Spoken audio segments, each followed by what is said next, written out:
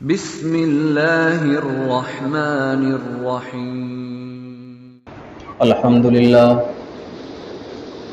للہ نحمده ونستعینه ونستغفره ونؤمن به ونتوکل علیہ ونعوذ باللہ من شرور انفسنا ومن سیئات اعمالنا من يهده الله فلا مضل له ومن يضلله فلا هادي له ونشهد أن لا إله إلا الله وحده لا شريك له ونشهد أن محمدا عبده ورسوله قال الله تبارك وتعالى في القرآن المجيد والفرقان الحميد أعوذ بالله من الشيطان الرجيم بسم الله الرحمن الرحيم ولا تقولوا لمن يقتل في سبيل الله أموات بل هو أحياء ولكن لا تشعرون صدق اللہ۔ بزرگوں اور دوستو، یہ محرم الحرام کا مہینہ چل رہا ہے جس کی آج 9 تاریخ ہے، اور 10 محرم کو کچھ حضرات نے جو اپنی طرف سے خود ساختہ رسومات نکالی اور کچھ ایسے پروگرامات تیار کیے ہیں جن کو شریعت حقہ نے بالکل قبول نہیں فرمایا اور وہ شریعت کا حصہ اور جز نہیں ہے۔ میں کوشش کروں گا کہ جہاں تک مجھ سے ہو سکے اس کی حقیقت آپ کے سامنے عرض کروں۔ اور سب سے بڑا یہ مہینہ اور اس مہینے کی محرم الحرام کی 10 تاریخ کو جو پروگرامات منسوب کیے جاتے ہیں وہ حضرت امام حسین رضی اللہ عنہ کی طرف منسوب کر کے آپ کی شہادت کے بنا پر بہت سارے پروگرامات کیے جاتے ہیں۔ وہ آپ کے سامنے عرض کرنا چاہوں گا کہ آپ حسین رضی اللہ عنہ کو شہید کیا گیا اور جس انداز سے کیا گیا، یہ سارے واقعات بیان کر کے اس پر رونا، چیخنا، پکارنا اور یہ بہت سارے واویلے کرنا، یہ کیسا ہے شریعت میں، اور شریعت نے کس چیز کی اجازت دی اور پھر کیا کرنے کو کہا ہے۔ امام حسین رضی اللہ عنہ کی شہادت ہمیں کیا بتاتی ہے اور اس سے ہمیں کیا سبق دیا گیا ہے۔ اللہ رب العزت نے اپنے حبیب محمد رسول اللہ صلی اللہ علیہ وسلم پر قرآن کریم نازل فرمایا۔ قرآن کریم ہمارے لیے مشعل راہ ہے اور ہمارے لیے یہ قانون ہے زندگی گزارنے سے بند کر زندگی گزارنے کا ایک قانون ہے، اور اس میں سب کچھ ہماری ہدایت کے لیے اللہ رب العزت نے اتار دیا گیا ہے کہ اس کے ذریعے آپ کو سیدھا راستہ مل سکتا ہے۔ اللہ نے ہر حکم اس کے اندر بیان فرما دیا گیا۔ تو حضرت امام حسین رضی اللہ عنہ اس مہینے میں شہید ہوئے، 10 محرم کو شہید ہوئے۔ تو کچھ لوگوں نے یہ کہا کہ آپ کو قتل کر دیا گیا اور آپ مر گئے اور آپ جو ہے دنیا سے رخصت تو ہو گئی، خیر یہ تو بات صحیح ہے، لیکن آپ حسین رضی اللہ عنہ قتل ہوئے یا مرے یا شہید ہوئے، یا کس انداز سے اللہ رب العزت نے حکم کیا دیا ہے، کیا فرمایا قرآن کریم میں؟ فرمایا وَلَا تَقُولُوا لِمَن يُقْتَلُ فِي سَبِيلِ اللَّهِ أَمْوَاتٌ بَلْ هُوَ أَحْيَاءٌ وَلَكِن لَّا تَشْعُرُونَ۔ جو میرے راستے میں، جو اللہ کے راستے میں شہید ہو جائے، جو اللہ کے راستے میں لڑتا ہوا دنیا سے چلا جائے، جو اللہ کے راستے میں لڑتا ہوا بدن کے 2 ٹکڑے کرا لے، بدن کے اپنے ٹکڑے کرا لے، جو اللہ کے راستے میں لڑتا ہوا دنیا سے رخصت ہو جائے، جو اللہ کے راستے میں اس دنیا کو چھوڑ دے، وہ مرتا نہیں ہے، بل ہوا احیاء، وہ بلکہ زندہ ہے، وہ مرتا نہیں، اس کو تم مردہ مت کہو۔ وَلَا تَقُولُوا لِمَن يُقْتَلْ فِي سَبِيلِ اللَّهِ أَمْوَاتٌ، اس کو مردہ مت کہو، بل ہوا احیاء، بلکہ وہ زندہ ہے، وہ دنیا سے چلا گیا اس انداز میں کہ وہ قتل کر دیا گیا، شہید کر دیا گیا، اس کے بدن کے ٹکڑے ہو گئے، اس کی گردن کہیں چلی گئی، اس کا پیر اور ہاتھ کہیں چلا گیا، بل ہوا احیاء، بلکہ وہ زندہ ہے، ولکن لا تشعرون، تمہیں شعور نہیں ہے اتنا۔ اللہ فرماتے ہیں میرے راستے میں جو لڑتا ہوا دنیا سے چلا گیا، جہاد میں جو اللہ کو پیارا ہو گیا، اللہ رب العزت فرماتے وہ قتل نہیں ہوا، وہ مرا نہیں، بل ہوا احیا، بلکہ وہ کیا ہے؟ بتاؤ تو صحیح کیا ہے؟ وہ زندہ ہے، وہ زندہ ہے۔ اب میں آپ سے ایک تاریخ عرض کرتا ہوں۔ حضرت امام حسین رضی اللہ عنہ 10 محرم الحرام کو شہید کیے گئے۔ آقا نامدار محمد رسول اللہ صلی اللہ علیہ وسلم کے دیوتے نواسے، اور جس بے دردی سے شہید کیا گیا یہ بڑا المناک بات ہے۔ لیکن کیا اس سے پہلے شہادتیں نہیں ہوئی؟ ہمیں یہ بھی دیکھنا۔ حضرت امام حسین رضی اللہ عنہ کو سن 61 ہجری میں شہید کیا گیا، اور اس سے پہلے ہمارے حبیب محمد رسول اللہ صلی اللہ علیہ وسلم دنیا سے تشریف لے گئے۔ حضرت ابوبکر رضی اللہ عنہ دنیا سے تشریف لے گئے، حضرت عمر رضی اللہ عنہ اور بہت سارے اجل صحابہ خلفاء دنیا سے رخصت لے گئے، رخصت ہو گئے۔ آقا نامدار محمد رسول اللہ صلی اللہ علیہ وسلم کو اللہ رب العزت نے پیدا فرمایا۔ اگر ہمارے لیے ڈیٹ آف برتھ منانے کی اجازت دی جاتی، یا کسی کا موت کا دن منانے کی اجازت دی جاتی، یا کسی کے شہادت کا دن منانے کی اجازت دی جاتی، تو بزرگ اور دوستو سب سے پہلے اجازت دی جاتی کہ جس دن اللہ کے پیارے حبیب محمد رسول اللہ صلی اللہ علیہ وسلم دنیا میں تشریف لائے، اس دن کو جو ہے خوشی کا دن منانے کی اجازت دی جاتی۔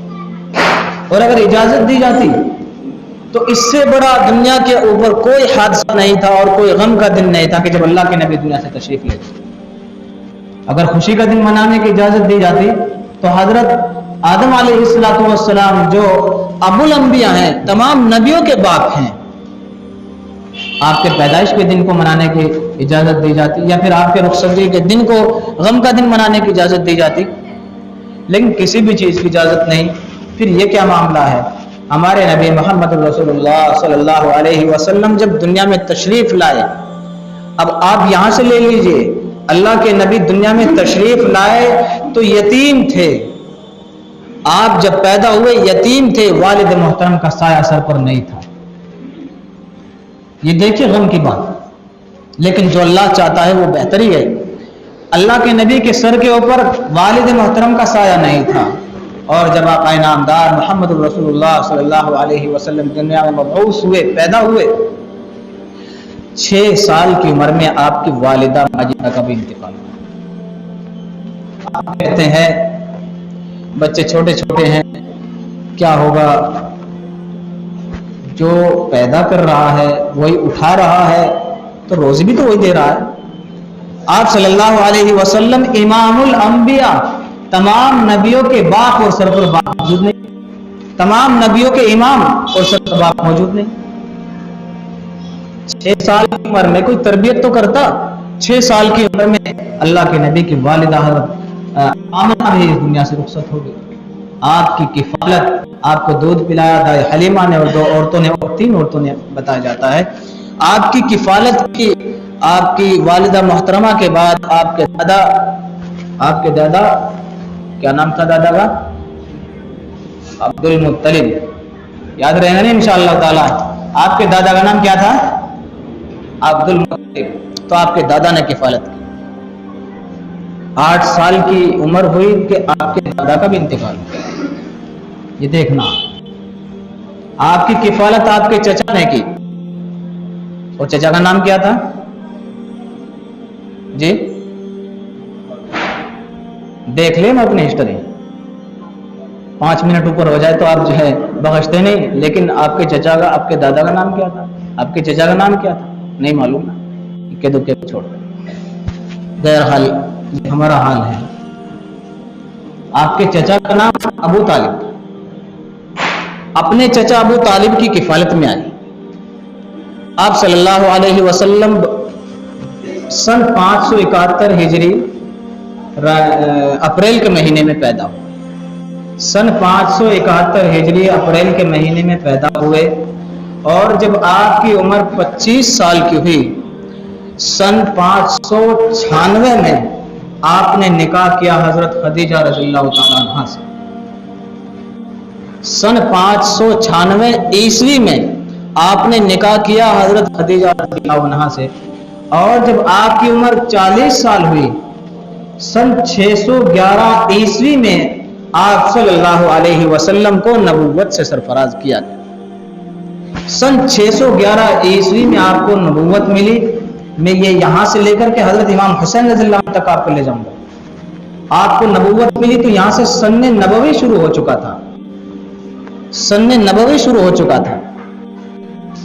आपको सन 611 ईस्वी में नबूवत मिली, यहाँ से सन्ने नबवी शुरू हुआ। और आप सल्लल्लाहु अलैहि वसल्लम ने जब मक्के के अंदर दीन और ईमान, यकीन और इस्लाम की तालीमात को आम और उसकी दावत को देना शुरू किया, तो वहाँ पर जो आप सल्लल्लाहु अलैहि वसल्लम पर ईमान लाए कुछ लोग, उनके ऊपर वहाँ की ज़मीन तंग हो गई।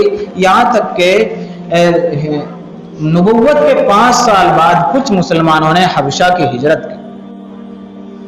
लेकिन जब आप सल्लल्लाहु अलैहि वसल्लम ने इस्लाम की मेहनत की और दीन की दावत लोगों को दी, तो अपनी सरजमीन पर, अपने वतन में आका नामदार मुहम्मदुर रसूलुल्लाह सल्लल्लाहु अलैहि वसल्लम का रहना दोगर हो गया। आपके पड़ोसी, आपके हमसाए, आपके चाहने वाले आपके दुश्मन बन गए। ये चाहते थे कि हर शख्स ये चाहता था जो इस्लाम से मुखालिफियत, खिलाफत में कदम रखे हुए था इस्लाम की, इस्लाम से मुखालिफ था कि किसी न किसी तरीके से मेरा जोर मोहम्मद पर चल जाए तो मैं इनको शहीद कर दूं, कत्ल कर दूं। आप सल्लल्लाहु अलैहि वसल्लम मक्के की सरजमीन पर 13 साल रहे और 13 साल की वो जिंदगी आप पर इतनी गुजरी, यहाँ तक कि अपने वतन मुबारक को सन 624 में ईस्वी में, सन 14 नबवी में अपने वतन को छोड़ना पड़ा। यानी आप सल्लल्लाहु अलैहि वसल्लम ने 13 साल के बाद सन 624 में आप सल्लल्लाहु अलैहि वसल्लम ने मक्के से मदीने की तरफ हिजरत की सन 14 नबवी। यहां से सन्ने हिजरी शुरू होता है, सन्ने हिजरी शुरू होता है सन 624 से। आप सल्लल्लाहु अलैहि वसल्लम ने मदीने में जाकर के दीन और इस्लाम की दावत लोगों को दी, और जो बहुत सारे वाक़यात मौजूद हैं, लेकिन वक्त इजाज़त नहीं देता, आप भी इजाज़त नहीं देते कि आप जो है थोड़ी सी 1 मिनट भी फालतू बात कर लें। मैं इसे फालतू करूँगा भी नहीं इंशाअल्लाह, क्योंकि बहरहाल मैं बहुत ही इख्तिसार के साथ मैं आपसे अर्ज़ कर रहा हूँ।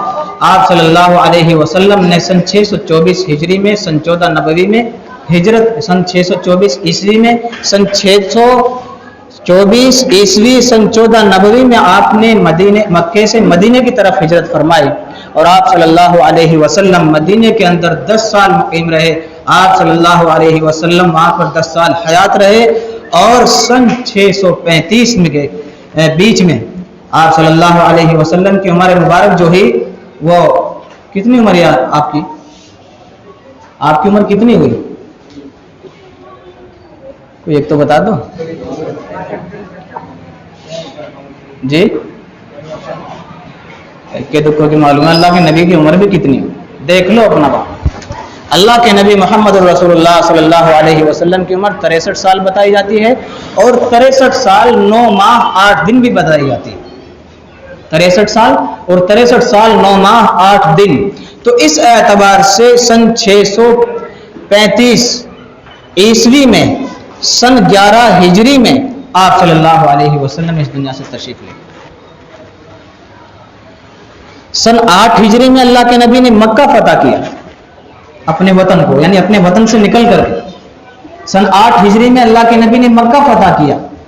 सन 11 हिजरी में, अप्रैल में, सन 635 ईस्वी में अल्लाह के नबी मोहम्मद रसूलुल्लाह सल्लल्लाहु अलैहि वसल्लम इस दुनिया से तशरीफ ले गए। आप सल्लल्लाहु अलैहि वसल्लम के बाद खलीफा बनाया गया हजरत अबू बकर रज़ियल्लाहु अन्हु को सन 611 हिजरी में, और हजरत अबू बकर रज़ियल्लाहु अन्हु 2 साल की खिलाफत करने के बाद में सन 13 हिजरी में दुनिया से तशरीफ ले गए। सन 13 हिजरी में हजरत उमर रज़ियल्लाहु अन्हु को खलीफा बनाया गया, और हजरत उमर रज़ियल्लाहु अन्हु 10 साल खलीफा रहे, और सन 23 हिजरी में 13 ہجری میں حضرت ابو بکر رضی اللہ عنہ کا انتقال ہوا، اور 10 سال کے بعد سن 23 ہجری مکمل پوری کر کے اور سن 24 ہجری کے پہلے دن یکم محرم الحرام میں دنیا سے تشریف لے گئے۔ تو سب سے پہلے حضرت آقا نامدار محمد رسول اللہ صلی اللہ علیہ وسلم اس دنیا سے تشریف لے گئے ربیع الاول میں۔ اس کے بعد حضرت ابوبکر رضی اللہ عنہ اس دنیا سے تشریف لے گئے۔ آپ کے بعد حضرت عمر رضی اللہ عنہ یکم محرم الحرام میں اس دنیا سے تشریف لے گئے۔ آپ کے بعد حضرت عثمان غنی رضی اللہ عنہ کو خلیفہ بنایا گیا، اور حضرت عثمان غنی جو ہے خلیفہ رہے 10 سال تقریباً، اور سن 45 ہجری میں حضرت عثمان غنی رضی اللہ عنہ کا انتقال ہو گیا۔ اس کے بعد حضرت علی رضی اللہ عنہ خلیفہ بنے، اور حضرت علی رضی اللہ عنہ جب خلیفہ بنے تو آپ نے دارالخلافہ عرب سے اٹھا کر کے جا کر کے عراق میں مقیم ہوئے، اور دارالخلافہ جو ہے عراق میں مقیم رہا۔ خلیفہ حضرت علی رضی اللہ عنہ عراق میں مقیم ہوئے۔